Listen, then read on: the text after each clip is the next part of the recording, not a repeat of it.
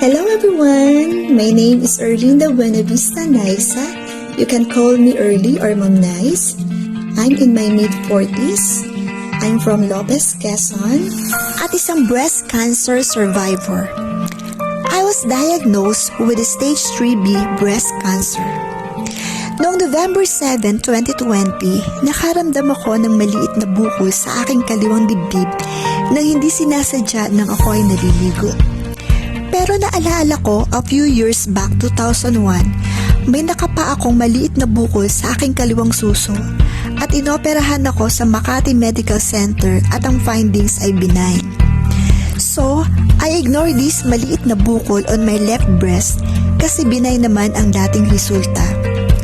Dahil pandemic noon, taong 2020, napakahirap mag-travel papunta sa hospital para magpa-check up at takot din ako na magkaroon ng COVID-19. Hanggang sa maramdaman ko ang malaking bukol pagkalipas ng halos 2 taon. August 21, 2022, nang nakakaramdam na ako ng pananakit sa kaliwang suso at unti-unti na ito nagsusugat at ito na ang nagtulak sa akin para sa first breast ultrasound ko at biopsy noong December 2022 sa Mount Carmel Diocesan General Hospital. May family history kami ng breast cancer kaya takot na takot ako nung time na yon at binigyan ako ng aking doktor ng treatment options at panahon para pag-isipan kung mag-undergo ako sa chemotherapy bago ako operahan. Kumonsulta ako sa aking pamilya at mga malalapit na kaibigan. January 24, 2023, nagpasya akong pumunta kay Dr. Reynaldo O. Hoson sa Manila Doctors Hospital.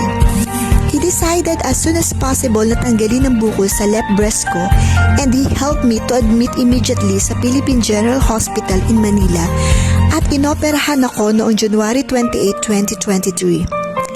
I had a mastectomy, isang procedure para alisin ang buong suso at axillary dissection sa aking kilikili. February 7, 2023, bumuka yung tahi sa opera ko at talagang sobrang takot ko. February 16, 2023, totally infected na ang sugat ko and waiting for recovery and total healed on July 19, 2023. Akala ko okay na ako till September 28, 2023.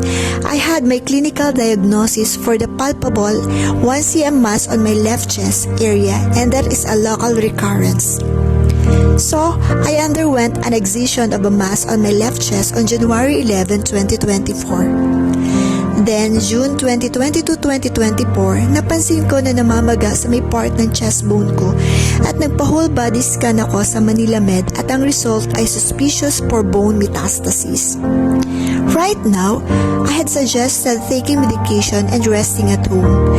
Patuloy pa rin ang telemedical consultation ko with Doc Ray or face-to-face checkup. Hindi mahigpit sa akin diet si Doc Ray. One time, nagtanong nga ako sa kanya, paano ang bawal na kainin at ang sagot ba naman niya sa akin ay lason.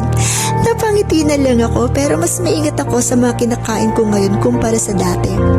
Hindi ako naniniwala sa pag-deprive sa aking sarili ng masarap na mga bagay na hindi healthy hanggat ang lahat ay nasa moderation.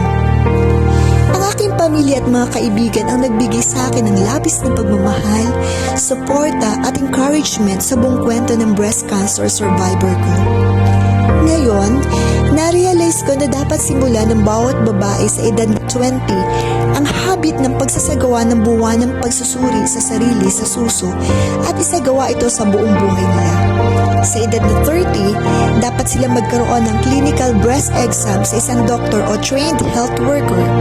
At sa edad na 40, ang mga kababaihan ay dapat magsimulang magkaroon ng taunang mammogram. Breast cancer is incurable and survivable.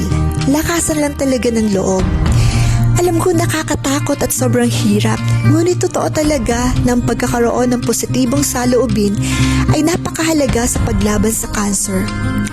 Personal ko nakilala ang ilang mga katulad ko na may breast cancer na nagpatunay na sa pananampalataya at katapangan, anumang bagay ay posible. Life is too short to waste your time on people who don't respect, appreciate, and value you. Spend your life with people who make you smile, love, and feel love. And I'm also realized that you can attempt multiple times to get promoted at work or succeed in your business, but you get only one life to take care of. So please, have some good rest. Ito ang kwento ng buhay ko bilang isang breast cancer survivor. God bless.